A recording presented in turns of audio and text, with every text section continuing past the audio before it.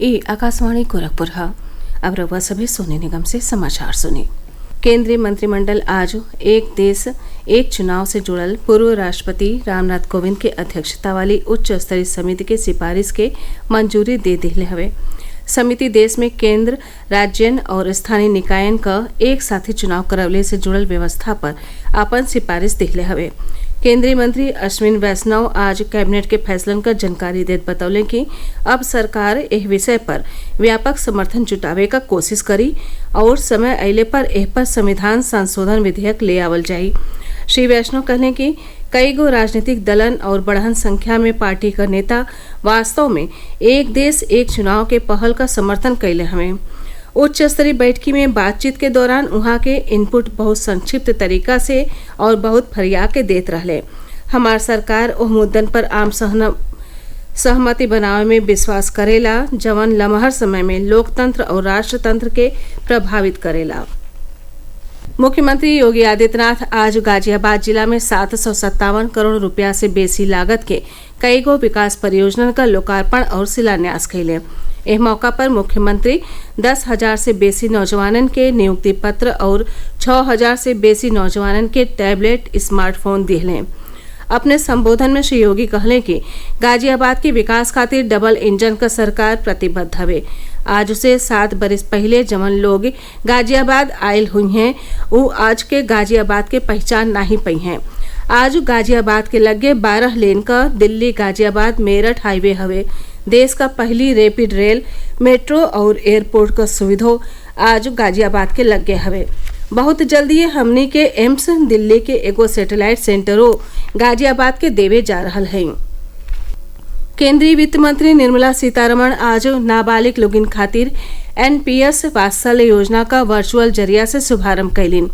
एकरे अलावा योजना का सदस्यता लेवे वाले लाभार्थियन के परमानेंट रिटायरमेंट अकाउंट नंबरों दिहलिन।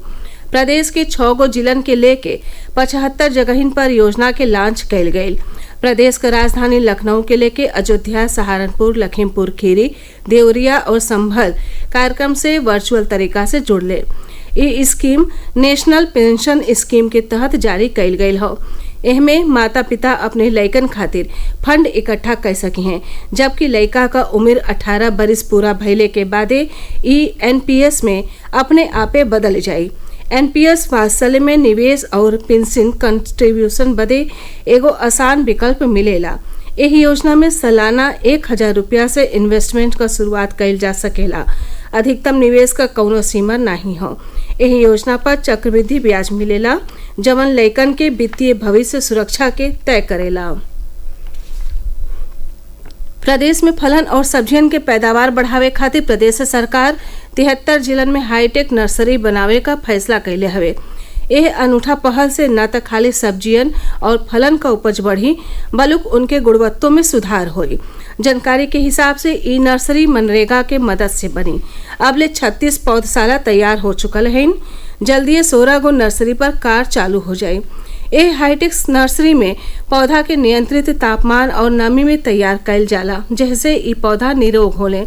इनकर गुणवत्ता बढ़िया होला। केंद्रीय माध्यमिक शिक्षा बोर्ड सीबीएसई का बरिस 2025 के बोर्ड परीक्षा में हिस्सा लेवे वाले 9वीं और 11वीं कक्षा के छात्रन का पंजीकरण आज से शुरू हो गयल है।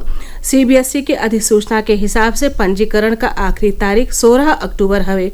सीबीएसई से संबद्ध विद्यालय cbse.gov.in पर अपने छात्रन का पंजीकरण करवा सकेले।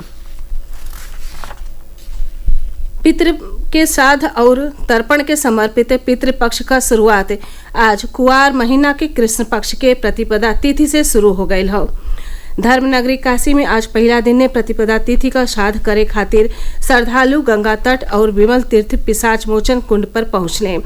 गंगा तट पर बाढ़ के नाते श्राद्ध करे पहुंचे वाले लोगिन के परेशानियों का सामना करे के पड़ल। लोग श्रद्धापूर्वक अपने पूर्वजन के याद करके कर्मकांडी पंडित के देखरेख में श्राद्ध कर्म कैले।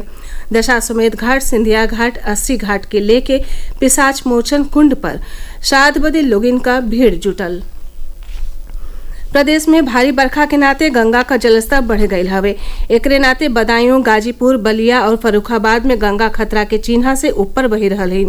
कानपुर, कानपुर देहात और बनारस में लगातार बढ़ रहल जलस्तर से घाट पुरहर पानी में बूड़ गईल हवे।